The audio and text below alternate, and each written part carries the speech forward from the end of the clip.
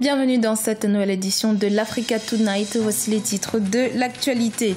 Affaire des biens mal acquis. L'État congolais relance sa plainte contre Transparency International France. La plainte déposée depuis 2015 a été relancée ce 15 juillet, 2 jours après la mise en examen de 2 proches du président Denis Sassou Nguesso devant le tribunal de Paris.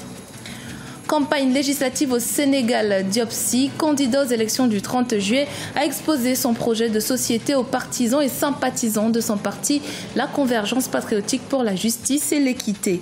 Et puis, fin de la 13e édition des vacances en musique à Douala au Cameroun. L'événement organisé chaque année par l'association Arbre à Musique entend former les jeunes à l'éveil musical et à la pratique des instruments de musique. Mais tout d'abord, au Congo, environ 2 millions d'électeurs étaient attendus dans les bureaux de vote ce dimanche 16 juillet afin d'élire leurs nouveaux représentants à l'Assemblée nationale et dans les conseils départementaux et municipaux. Si le scrutin s'est dans l'ensemble déroulé dans le calme, certaines anomalies ont été notées par les observateurs, notamment le non-respect de l'heure d'ouverture de bureaux de vote. La commission électorale a assuré de sa vigilance. Le gouvernement congolais, qui par ailleurs maintient sa plainte déposée à l'encontre de l'ONG Transparency International samedi 15 juillet, la plainte pour tentative d'escroquerie au jugement a été appuyée par maître Jean-Marie Viala, avocat de l'État congolais au parquet de Paris. Une reprise de cette affaire des biens mal acquis qui a mis cette fois en examen le 13 juillet 2017 le neveu et une ex-belle-sœur du président congolais Denis Sassou Nguesso. Ces derniers sont accusés de blanchiment et de détournement de fonds publics. Siamlo Victor Asseji.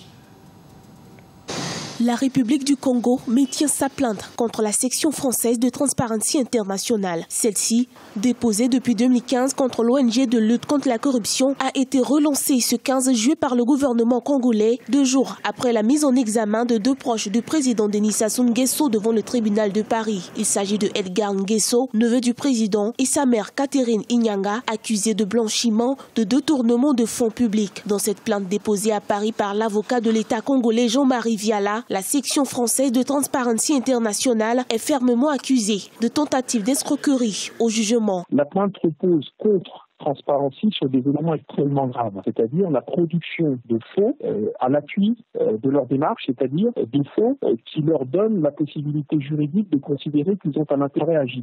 Si la justice avait déjà saisi plusieurs propriétés des proches du président Denis Sassou Nguesso dans le cadre de cette affaire des biens mal acquis, le gouvernement congolais exige à travers sa requête une annulation pure et simple de la constitution de la partie civile de Transparency International. La défense compte ne pas lâcher prise dans cette affaire qui, selon elle, porte atteinte à l'intégrité et la souveraineté de l'État congolais.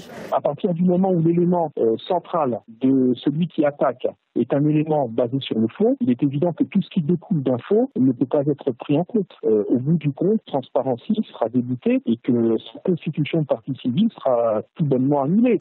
Dans cette affaire tentaculaire des biens mal acquis qui suscite beaucoup de remous, ce sont en tout 5 proches du président congolais qui sont incriminés. On rappelle, cette affaire de biens mal acquis remonte à 2007, une affaire dans laquelle 3 autres États africains sont aussi indexés, à savoir le Gabon, la Centrafrique ou encore la Guinée équatoriale. Candidat aux élections législatives du 30 juillet au Sénégal, Diop Sy a entamé le début de sa campagne. C'est à l'aide de sa caravane de campagne qu'il a exposé son projet de société aux partisans et sympathisants de la Convergence patriotique pour la justice et l'équité. Reportage de notre correspondant Eladji Ndiaye. Le top départ de la caravane de la Convergence patriotique pour la justice et l'équité Naïler est donné à son QG de campagne à Médina, un des quartiers de Dakar. Des voitures, des motocyclettes, des cars, bref, rien n'est oublié pour la circonstance. Le leader de la CPJE, Naïler Dembo Diop, dit Diop Sy, pour défendre la cause de son parti auprès de l'électorat, propose un projet de société qui va renforcer les moyens des sapeurs-pompiers. Selon lui, sur les 45 départements du Sénégal, seuls 22 ont une caserne des soldats du feu.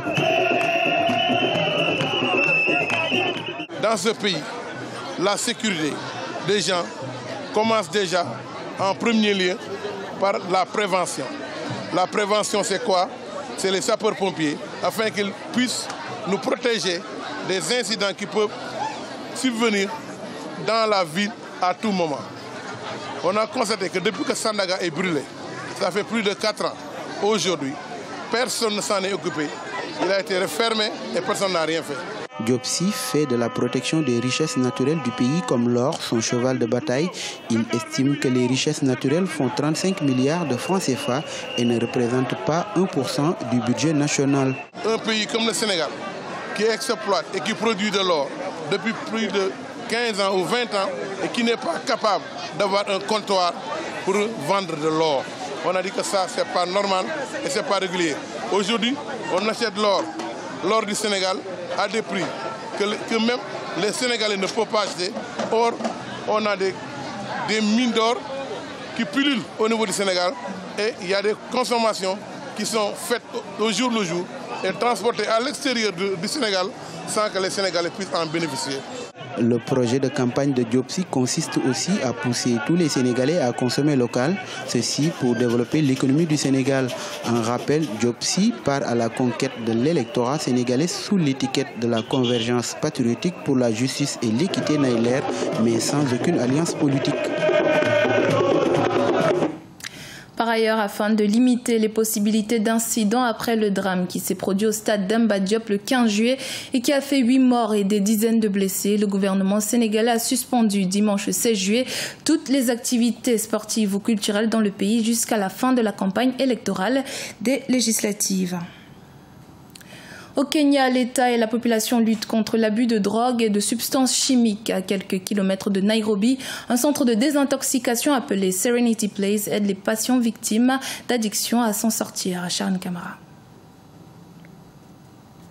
C'est dans la périphérie de la capitale kenyane Nairobi que se trouve le Serenity Place, un centre de désintoxication où sont réunies des personnes ravagées par la drogue, mais qui ont décidé de s'en sortir.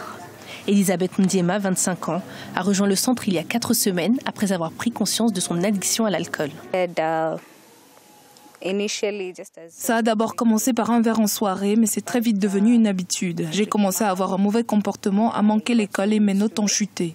Un soir, alors que je rentrais et que j'étais saoule, j'ai eu un accident et je m'en suis sortie avec des cicatrices sur le visage. C'est à ce moment-là que j'ai décidé de demander de l'aide.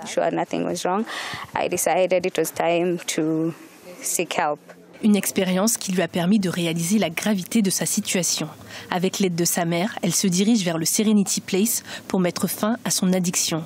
Pour $600 par mois, le centre de désintoxication accompagne les patients hospitalisés dans un long processus de guérison. Le centre de réhabilitation est indispensable pour les toxicomanes. Ils ont malheureusement tendance à vouloir baisser les bras quand ils tentent de s'en sortir par leurs propres moyens. Ici, ils ne peuvent pas abandonner car ils reçoivent du soutien. Quand ils arrivent ici, ils sont encadrés par des conseillers préparés professionnellement. Le gouvernement kényan, par l'intermédiaire de l'autorité nationale pour la campagne contre l'abus de drogue, veut lutter contre l'alcoolisme et les troubles de la consommation. Afin de valoriser la sobriété, des campagnes de sensibilisation sont organisées dans le pays.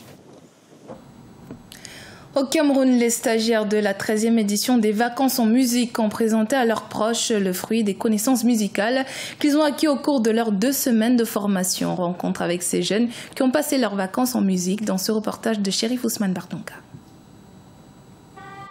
Fin de l'édition 2017 des vacances en musique à Douala au Cameroun. À travers ce stage de musique, l'association Arbre à musique a voulu offrir aux jeunes et adultes camerounais une approche musicale par l'écriture afin de l'adapter à la musique traditionnelle. Une occasion de permettre à ces vacanciers de se divertir tout en apprenant. Pendant des vacances, les élèves sont libres, donc c'est l'occasion de les occuper de façon utile.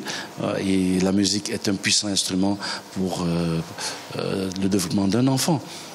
Pendant une dizaine de jours, ces jeunes ont été formés à l'éveil musical, au solfège et à l'utilisation des instruments de musique. Répartis en divers ateliers de chant, guitare, danse et piano, ils ont pu joindre la pratique à la théorie.